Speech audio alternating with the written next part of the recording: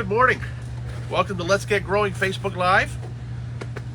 Beautiful day in the greenhouse. Nice and sunny. Just what we want. You can really tell that the sun is intensifying. The days are getting a little bit longer. Everything in the greenhouse is really starting to burst into growth after it's just kind of been sitting doing not much of anything for the last few months. So it's a great time to be in the greenhouse. We're going to look at updating a couple of things that we've done over the last couple of weeks. Very quickly, when we talked about our cuttings last week, we did some cuttings. Here's the cuttings that we did. We'll just have a look at them. They look good and healthy. They've had fairly moist soil, but not too wet. You don't want to overwater them. But you also want to keep the humidity high. So you can see that everything is looking pretty good. The Raphidophora is looking great. The Pothos, the Coleus. The hibiscus is looking a little bit droopy and sad, but that's kind of normal. That would be fine. These have been sitting on the heat table for since we did them. And with the humidity cover, they still look good. Easy things like our spider plant. Look at, they already had some roots. They're fully rooted already. So easy. Our Raphidophora, it had a long root on it. Probably doing fine. Our Coleus, I can still sort of pull some of these Coleus out, so you can see if you give them the gentle pull test, you'll see that it comes out easily. So there's no roots on there yet. Might be a couple of tiny little ones starting to form. We'll gently put that back in and leave it alone. The pelargoniums, they won't have roots yet, but they still look good and healthy. So it's exactly the stage we want them to be at. This one's getting a little dry, so we'll put a little bit of water on that. So they'll stay in the heat. They'll stay on, with the humidity cover, they'll stay on the heat mat for another week or so, and we'll check in on them again. From a few weeks back,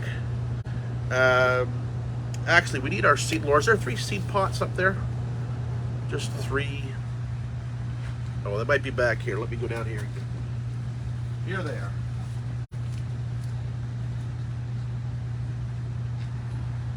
So from our seeding show that we did a few weeks ago, here was the 2 samples. Whoops. Here was the 2 samples that we sowed. We did our onions. This is our onions here. So that was 1 packet of onions.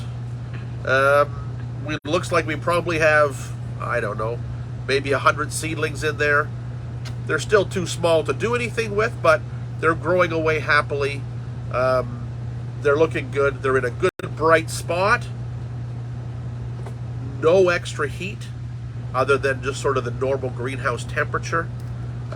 You want to be careful with seeds. If you're using a heat mat for seeds, it'll help speed up germination in some cases, but you need to get them off the heat mats really quickly once germination has started, or the heat will make the seedlings stretch. And we don't want seedlings to stretch. The other seedling we did was that Calceolaria with the tiny seeds like dust. Here they are here. I did a pretty good job of keeping them sort of evenly spaced in the tray, which can be really tricky with small seeds. But again, still too small to do anything with.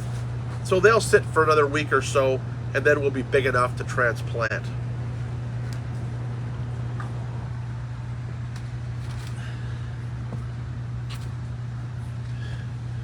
Our bulbs that we did a few weeks back, our gingers from the grocery store. Here they are here. They're coming along really well. They're starting to form nice, good, strong shoots. The other ones that are here, they're a little bit behind, but the shoots are coming along. So we'll just leave them in their tray of compost for the next couple of weeks, and then we're going to revisit them again. The turmeric's not doing so well.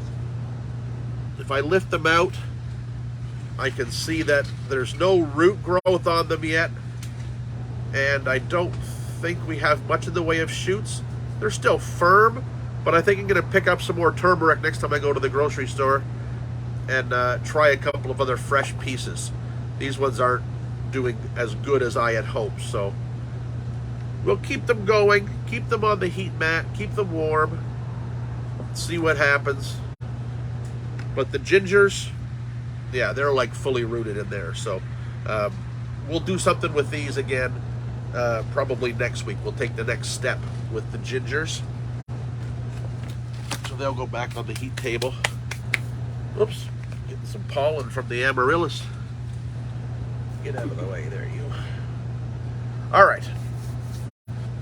Oh, one other seed one. I talked about the Jiffy pots. I'm not a big fan of the Jiffy pots, but for something like the runner bean, which is going to be very short term, I think they're fine. Now, this one was started way ahead of time. You're not going to start these things until about, maybe 2 weeks before you're going to put them into the garden. So for short-term stuff like that, I think the Jiffy pots are fine, where you can put one big runner bean seed per Jiffy. You can see the roots are already to the edge, all the way around. There's lots of roots there. What's going to happen when those roots hit the air, the tips are going to die. Not a bad thing, because that's going to make the root behind it branch, and this is going to be a nice big full sort of ball of roots. I don't really recommend the Jiffies for doing things like your tomatoes and peppers necessarily, because you're going to have to end up transplanting them anyways, because you've got to keep them going for so long before they go out that it's probably not the best way to go from my standpoint anyways.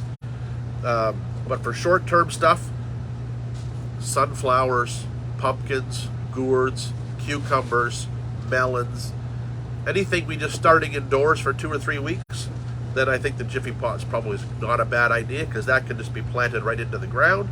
Although I would remove this sort of mesh cover, at least rip it apart and cut it up before you plant. But we'll keep an eye on that sweet pea, or the runner bean, and see what he does over the next couple of weeks.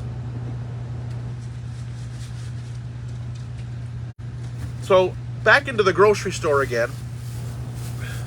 We were at our local farm boy yesterday, and we found these guys. These are called Edos or taro. Edible like potatoes, but for us, you can use them as an ornamental. What are they when they grow as an ornamental? I'm going to grab one and show you.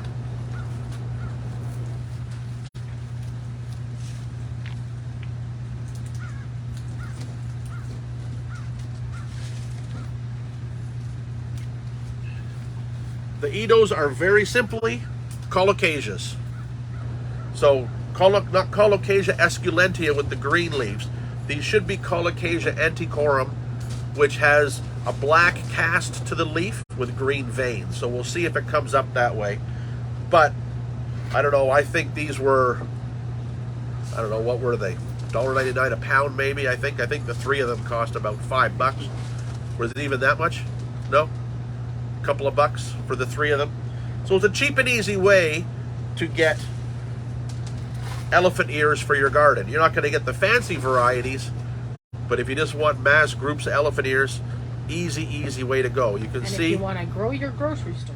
Yeah, and if you want to grow your grocery store, you can do that. And we're going to find some other stuff in the grocery stores as well that we can grow. So here's your Edo, or your Colocasia. You can see the growing tip right here.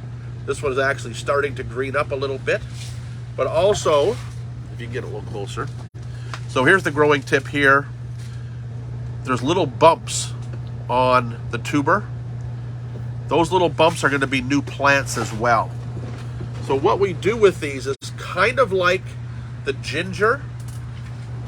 We're just going to bury these in a pot of soil and leave about the top, maybe third, maybe not even that, maybe like 80% covered with just the bud showing. We're going to put them in a good soilless compost in a pot, but we're going to put them on the heat table as well. These things can sit and sit and sit until they get a lot of warmth to push them along. So just like we've been doing with our ginger, we're going to do the same with these, and we'll watch their progress as we go. It's a great thing to get your kids involved in the garden as well. And if you just want regular elephant ears, this is the cheapest way to do it. Sorry, garden centers, my apologies. So we'll just pot those up later, just as we were doing anything else, like a canna lily root or anything, and we'll have some elephant ears in no time. Now, I've been looking through the greenhouse. As I mentioned, things are really starting to grow. One area of stuff that I haven't really got into yet in the greenhouse, but I will be, is our summer flowering bulbs. So I took a look at a few of them. This is a Begonia grandis, which is actually a hardy begonia, but it's been sitting completely dry in the pot all winter. And you can see with the warming up of the greenhouse, the days lengthening, before I've even watered this, you can see it's coming back to life. So we'll start giving this some water. We'll start them growing. I want to propagate this, so once we get some good shoots on it about like this long, we can take some cuttings. But Begonia grandis is an interesting one because in the fall, it makes all sorts of little baby bulbs right in the nodes or the axils of the leaf, where the leaf meets the stem. And if I look through the pot, I can actually see them right here.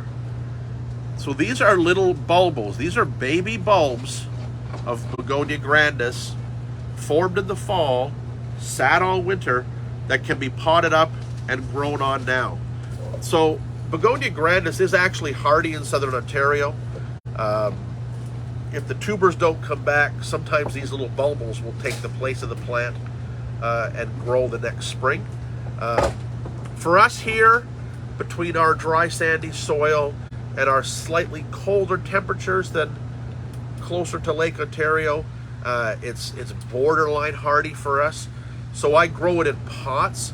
I get some going, and then I can plunk them out in shady spots of the garden, and it's like they've been there their whole life. If they do come back the next year, it's a bonus, but you always have lots of material with the little bulbos that are formed each year.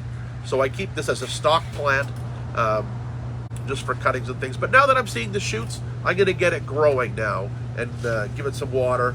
We'll get it started. Another one that I wanted to share, and I'm going to tear this one apart a little bit, is when you buy begonias in the garden centers in the spring, if you buy the non-stops or varieties like Illuminations, and again, any of the non-stop series, there's the Mocha series, there's a few different series. Those are all tuberous begonias. They're grown from seed that first year, but by the end of that first season, you should have a tuber big enough to overwinter and use again. So this one is Begonia boliviensis, one called Santa Cruz. Begonia boliviensis is a species that has been used as a breeding plant for tuberous begonias for years. It has quite a different, narrow, pointed flower petal. Look it up, you'll see what I mean. It's a bright orange color. It's a spectacular plant, one of my favorite begonias. You can get lots of different color selections and different forms at garden centers these days, usually for hanging basket use. The first year they tend to be sort of more trailing, but if you keep the tubers over, things like Santa Cruz become upright with sort of some semi-trailing branches and make a really fantastic plant. So I put these away. If I poked down into the pots, I did see some growth starting. So let's just take a look, see if we can find the tuber that we had that grew from last year. Oh. Yep, it's here.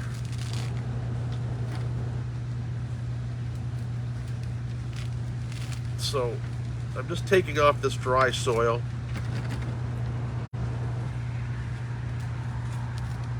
If I had moistened it a little bit, it would have been probably better. But I can actually see a little bud of growth.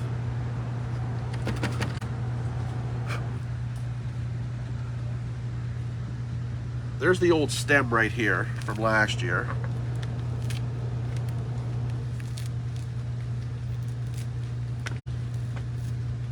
And I thought I saw a bit of a bud on that. But actually, we're right. This here is where I'm poking is all tuber. So this plant made, even just in its 4-inch pot, made a tuber about an inch, inch and a half across.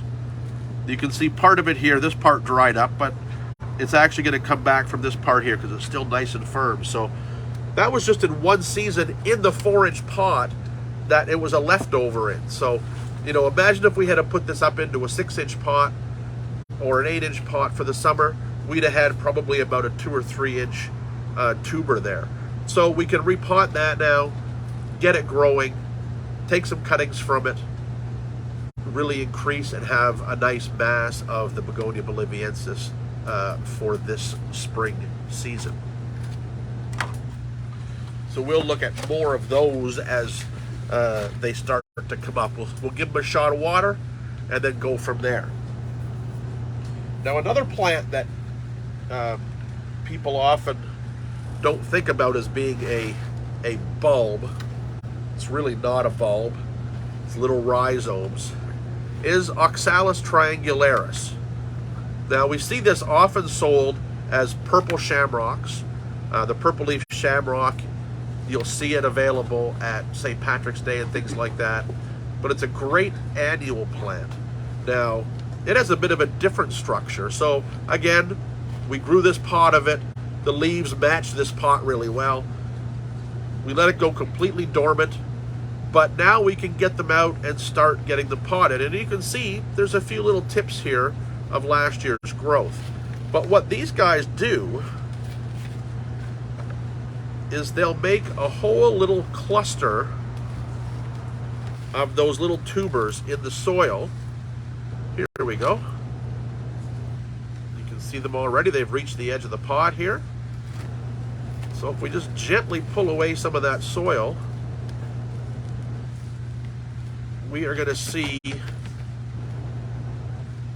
a whole bunch of little pine cone-like structures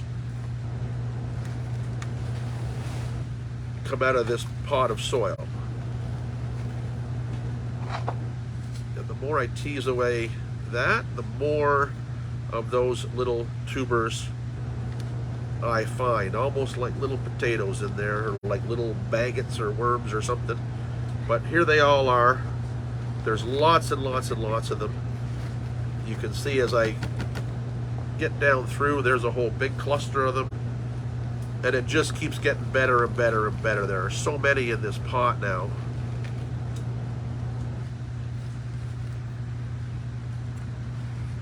That we could use all of them to start ourselves some new pots of Oxalis triangularis to use in planters or in the garden even. So here we go, just a wealth of little tubers. Now, not all Oxalis do this. If you grow Oxalis copper glow, Oxalis volcanicola with the burgundy leaves, they don't form these little tubers. So here's the old root from last year that was feeding. That'll grow off the tubers as they start to sprout. They'll get a big, thick, tuberous root that's full of moisture all summer, but then dries up and is done with when they go through the dormant period.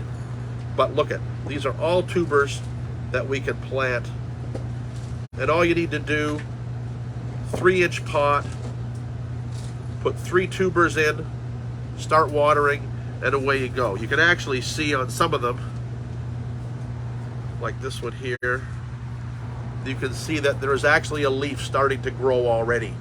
There's already enough moisture and nutrient, I guess, in that little piece to get them started. So with some of these bulbs, these summer flowering bulbs, we don't do anything to them until we see them starting to grow a little bit, and then we start propagating, dividing the tubers, dividing the little corms off, potting up into new pots or dividing them, whatever we need to do. So that's a fun little project for this time of the year. And you, like I say, we'll have a couple of dozen pots easily of Oxalis triangularis, plus a good sized clump to put back in a big pot for this year. So super easy, super fun. If you're growing Oxalis triangularis as a house plant, you'll find often in the autumn the leaves start to get droopy and look really tired. When you see that happening, just stop watering, put them away for a few months, let them have a rest, and then you'll be at this stage. These were put away in October, and now they're great, ready to start the next growing season. What are we up to here? Okay. Jeff, we have a question. Yes. Sophie is saying that the Begonia boliviensis tubers, they get quite big. Begonia How do you take cuttings from them? So, Begonia boliviensis tubers can get huge. The biggest one I ever grew was in a 12-inch diameter pot, and the tuber, after about 5 or 6 years, was 12 inches in diameter. It literally filled a 12-inch pot. It was amazing. And it would have hundreds of shoots on it. You actually had to thin so many shoots, you had to thin a bunch of them off to get a nice plant. But what we do with them for propagation, because the tubers are so big, they don't really have good division points, but you could theoretically divide the tuber like a potato. Normally what we do with them is like what I talked about with the Begonia grandis. We'll wait for that Begonia boliviensis to grow shoots that are about this big, and then we'll take them as a cutting and root that cutting very quickly and easily, like we've been talking about rooting other cuttings. So that's how we propagate our boliviensis, is after that. You can buy seed. Seed is very expensive to buy begonia seed. It's usually done in pellets because the seed is like dust. And some of the newer begonias, you could be paying 80, 90 cents, $1 a seed. So it's pretty pricey. So once you keep a plant over, you get your own cuttings. Best way to go. And if you get them started now, as I'm going to get these boliviensis started now, we're mid-Feb. By mid-March, we're taking cuttings. They'll be rooted, ready to go by mid to late May when you're doing up your hanging baskets and things like that. So you get a great value out of keeping over a few of these summer flowering bulbs. Now, I wanted to have a look at this little guy. Beautiful. This is sort of the sad side of summer flowering bulbs. This was a dahlia that I was keeping over. I wanted to keep it growing, but it decided to die down. As it's regrowing this funny growth here at the base. So you can see it's a very congested growth. There's like one, maybe two sort of normal shoots coming out of it. Sadly, this is called leafy gall. It's a bacterial disease that dahlias get. And unfortunately, there is no cure. So if you see this kind of growth on a dahlia tuber when you've started it, throw the tuber away. Don't put it in your compost. Don't reuse the soil. I'm not going to reuse the pot. You could sterilize the pot, but it's just a cheap nursery pot. I'm not going to save the pot. I'm not saving anything. This is all just garbage now. Even if you broke that leafy gall off, you're just spreading the bacteria around, so you don't want it to affect other dahlias in your collection because it can spread. So it is, sadly, and this was a really good one. This is Verone's Obsidian. It's a beautiful single quilled petal black dahlia that I'm going to have to look for a replacement for this year. But sadly, when that kind of thing happens, it just has to go. You don't want to jeopardize your whole collection with something like that. So it's leafy gall on dahlias. Now, one thing you need to watch for, this is becoming very prevalent in the dahlias that come in from Holland. The ones we're buying in packages now in the garden centers. So if you can see your tubers in the package when you're shopping for them, try to avoid, if you can see any little congestion of growth at the top like that. And if it happens to grow after you've potted them, you need to get rid of the plant. It can spread so quickly that it is really tough. Unfortunately, I've got 100 other dahlia varieties I don't want to lose, so this one goes right into the garbage.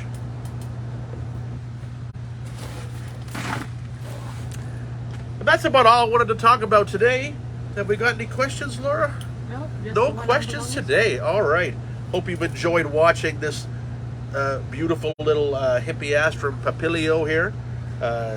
It is one of the, I mean, we call them an Amaryllis, but it's actually Hippeastrum is the correct name for what we call Amaryllis.